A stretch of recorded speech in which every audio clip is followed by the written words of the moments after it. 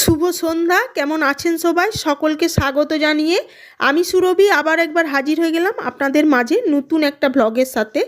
আজ 17ই নভেম্বর 2024 সন্ধ্যাবেলা। এই যে রেডি হয়ে বেরিয়ে পড়েছি। লুকটা দেখে নিশ্চয়ই বুঝতে পারছেন এটা বরযাত্রী যাওয়ার জন্য আমরা বাসে তৈরি হয়ে বেরিয়ে পড়েছি।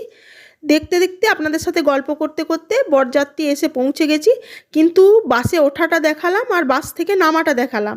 এর মাঝখানে প্রায় 4 ঘন্টা অতিক্রম করে গেছে এবং তার মাঝখানে বহু ছোট বড় ঘটনাও ঘটে গেছে।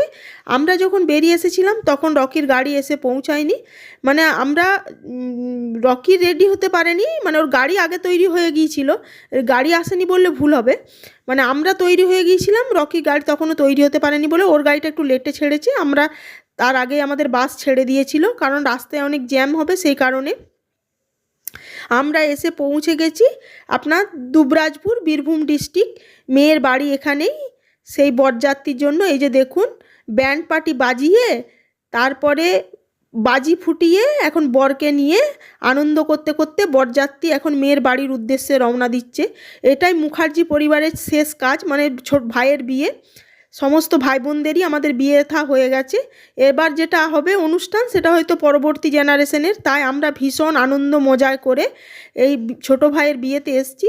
এই যে ভাইও আমাদের সাথে সাথেই মোটামুটি পৌঁছে গেছে। এখন বরযাত্রীকে নিয়ে এখন ব্যান্ড পার্টি বাজিয়ে এখন চলছে ভাইয়ের এখনও বরণ করার জন্য। শ্বশুরবাড়ি থেকে লোককে এখন আসে পৌঁছায়নি। চলুন এখন এই আনন্দটুই তো সারা জীবন স্মৃতির খাতায় ধরে রাখার জন্য, তাই আমরা একটু টাইম নিয়েই আনন্দ করতে করতে ব্যান্ডের তালে তালে নাচতে নাচতে যাচ্ছি বাজি পুড়িয়ে। ভীষণ আনন্দ হচ্ছে জানেন। হয়তো এতটা জার্নি হয়েছে, একটু কষ্ট হয়েছে ঠিকই, তবে একটা মজার ঘটনা ঘটেছে জানেন। ছোটো কাকু ভেবেছিল যে বাসটা পুরো ফুল হয়ে যাবে, কিন্তু যেহেতু দূরবর্তী রাস্তা কেউ বরযাত্রী আসতে রাজি হয়নি, শুধু আমরা বাড়ির কজন ছাড়া সেইভাবে বরযাত্রী কেউ নেই, পুরো বাস খালি। এই নিয়ে অনেক হাসি মজাও আমাদের হয়েছে। আর এই শীতের ঠান্ডায় এখন অবশ্য ঠান্ডাটা লাগছে না, হয়তো বরযাত্রী ফিরে যাওয়ার সময় হয়তো প্রচণ্ড ঠান্ডা লাগবে। তবে একটা জিনিস মিস করে গেছি জানেন তো, ভাইকে যখন বরণ করে ওনার শাশুড়ি মা নিয়ে এসছেন সেই সময়ের ক্লিপটা তুলতে পারিনি, কারণ আমাদেরকে তখন ভেতরে নিয়ে চলে আসা হয়েছিল।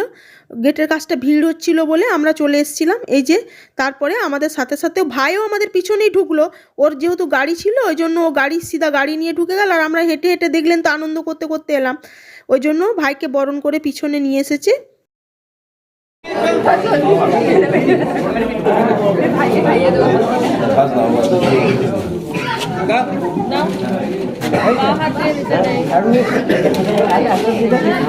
ওরা কি করে জানবে? এই প্রথম বোধহয় সামনেরও যেমন হচ্ছে কেস, ওরও তেমন হচ্ছে। হ্যাঁ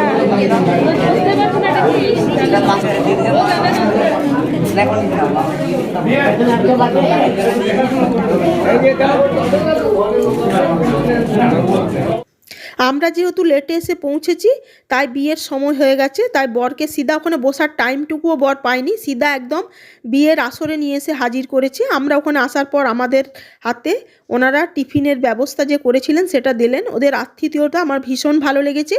চলুন আজকের ভ্লগটা এখানেই শেষ করছি। কেমন লাগলো অবশ্যই জানাবেন, ভালো লাগলে প্লিজ একটা লাইক করে পাশে থাকবেন।